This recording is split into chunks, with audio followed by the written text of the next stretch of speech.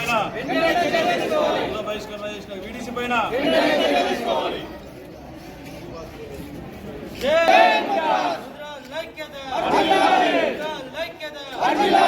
VDC మీద వెంటనే VDC మీద వెంటనే జై ముద్రాజ్.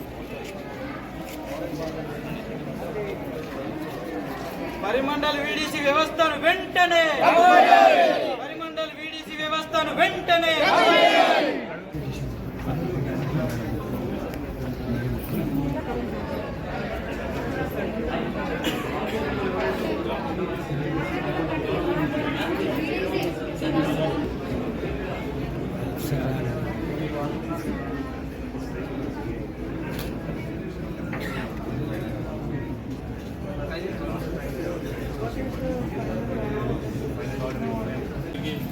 ఫిషరీస్ సొసైటీ చేయడం జరిగింది.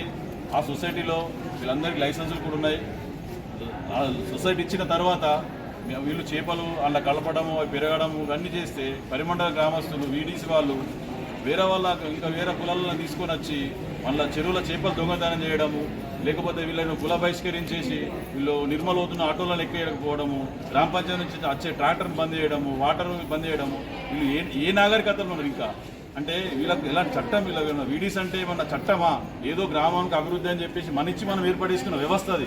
ఆ వ్యవస్థలో ఉండి కూడా మీరు తప్పుదో పట్టి గ్రామస్తులైన వీళ్ళ ఇప్పుడు ఇక్కడ ఈ రాజ్యాంగంలోనే ఉన్నది చేపలు ఎవరు పట్టాలా? ముదిరాజులు అయితే గంగపుత్రులు, బెస్తా వాళ్ళు, ముత్తరాశి, తెనువాళ్ళు వీళ్ళు తప్ప ఎవరు పట్టరాదు.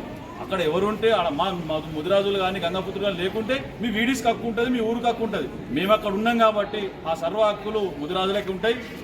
కాబట్టి మీరు తక్షణమే ఇప్పటికైనా బుద్ధి తెచ్చుకొని వీడీసీ వాళ్ళు తక్షణం ఉపసంహరించుకోకపోతే అయినా చట్ట ప్రకారం మీ పైన కేసులు మేము కంప్లైంట్ ఇచ్చేసాం. ఇప్పుడు కలెక్టర్ గారిని కూడా కలిసినాము. దాదాపు ఇవన్నీ చేయకపోతే రేపు జరగబోయే పరిణామాలు వేరుంటాయి. మంచి మాటతో చెప్తున్నాము. మరి మీరు ఒకటే అనుకుంటే పొరపాటు. గ్రామస్తులందరికీ కూడా తెలియజేస్తున్నామంటే ఈ రోజన్నా కానీ ఇకైనా మారండి. ఈ చట్టం ప్రకారం ఎవరు పట్టుకోవచ్చు అని చెప్పి తెలుసుకోండి. గ్రామంలో చదువుకున్న యువత ఉన్నారు, ఇంకా వేరే కులాల వారు ఉన్నారు. మరి గంగపుత్రులకు రైట్స్ ఉన్నాయి, ముదిరాజులకు రైట్స్ ఉన్నాయి, కానీ మిగతా వాళ్ళకి రైట్స్ లేవు. కాబట్టి మాకు రైట్స్ ఉన్నాయి కాబట్టి ప్రభుత్వం మాకు లైసెన్సులు ఇచ్చింది, సొసైటీ ఇచ్చింది. అరే చట్ట ప్రకారం పట్టుకుంటే ఫిషింగ్ యాక్ట్ కూడా ఇచ్చింది. వాళ్ళు మాకు ఇచ్చిన తర్వాత మీ పెత్తనం ఏంది? కాబట్టి మీరు దయచేసి మేము మీకు విజ్ఞప్తి చేస్తున్నాం, ఇప్పటికన్నా మారండి, కనువిప్పు కాండి. లేకపోతే మేము ఊరుకునే లేదు. మీ పరిమండల ముదిరాజులు ఇంతే కాదు, జిల్లా వ్యాప్తంగా ముదిరాజులందరూ కూడా కదలాల్సి ఉంటుంది. ప్రతి మండల కేంద్రంలో కానీ ప్రతి ఊరు కూడా ధర్నాలు చేసి మీ పైన చర్య తీసుకోవడానికి మొత్తం జిల్లా వ్యాప్తంగా ఆందోళన చేపడతామని చెప్పేసి నేను జిల్లా అధ్యక్షుడిగా పిలుపునిస్తే కూడా మా కులమంది వచ్చి ప్రతి చోట ఆందోళన చేస్తారని చెప్పి తప్పకుండా మీకు హెచ్చరిస్తున్నా.